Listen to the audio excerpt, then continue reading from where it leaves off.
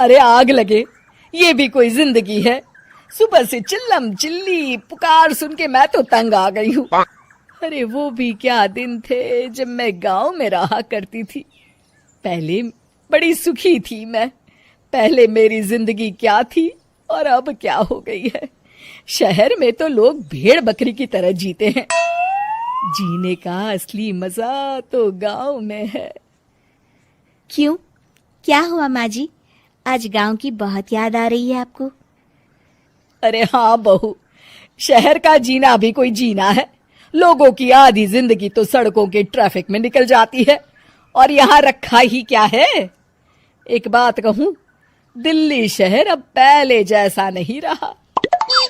क्या माँ, जब देखो गांव के गुणगान गाती रहती हो। ठीक है, इस बार ना बच्चों के कॉलेज की छुट्टियों में हम सब गांव चलेंगे, ठीक है? हाँ, ये ठीक है। फिर कुछ दिनों के बाद सारा परिवार अपने गांव चला जाता है। अरे वाह, कितनी ताजी और साफ हवा है, कितनी शांति है यहाँ।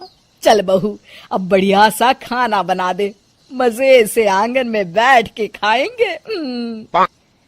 सुशीला गांव का माहौल देख बड़ी खुश होती है। 2 दिन के बाद गांव की कुछ औरतें सुशीला के घर आती हैं।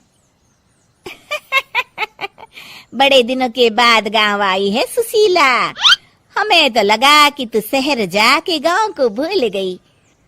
और बतिया, तेरी बहू कैसी है? जरा मिलवा तो उससे। अरे मेरी बहू तो लाखों में एक है।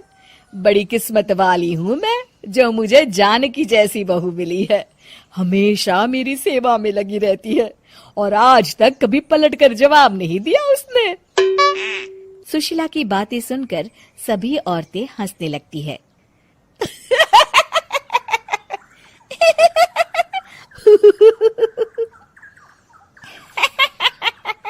अरे कुछ भी बोले जा रही है। तबीयत तो ठीक है?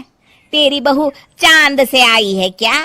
क्यों बहनों, दुनिया की कोई भी बहू अच्छी होती है क्या? सब औरतें ममता की हाँ में हाँ मिलाती हैं।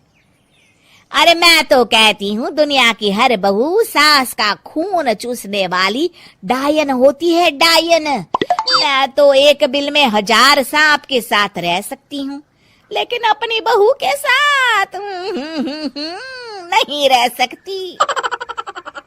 हाँ, तूने सही कहा। मेरी बहू तो तेरी बहू से भी 2 कदम आगे है। सब औरतों की बातें सुनकर ममता मन ही मन बड़बड़ाती है। अरे ये गांव सुधर गया, लेकिन औरतें नहीं सुधरी। अगर थोड़ी देर और इनकी बेवकूफी भरी बातें सुनूंगी तो मैं सच में पागल हो जाऊंगी। फिर सुशीला उन औरतों को घर से दफा कर देती है और राहत की सांस लेती है। अरे बहू, जरा बाम लाके मेरे सर पर तो लगा दे। उन औरतों की फालतू बातें सुनकर मेरा सर चकरा गया है। इस गांव की औरतों का तो भगवान ही मालिक है। फिर अगले दिन सुशीला की सास उससे कहती है, अरे बहू, तू यहाँ क्या आराम फरमाने आई है? आखिर ये तेरा ससुराल है। चल चल, घर के कामों में हाथ बटा। शहर में कुछ काम धाम तो करती नहीं है। जरा अपने आप को तो देख, कितनी मोटी हो गई है। सारा दिन घर का काम करने के बाद शाम को सुशीला, हाय मेरी कमर, हाय मेरे पैरों ने तो जवाब दे दिया। आज तो मुझसे मक्खी भी न मारी जाएगी।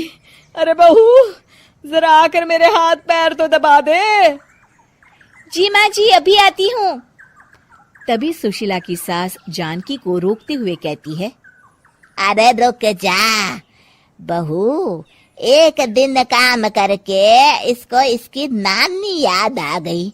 हम लोग तो रोज इतना काम करते हैं, कोई जरूरत नहीं इसके हाथ पैर दबाने की।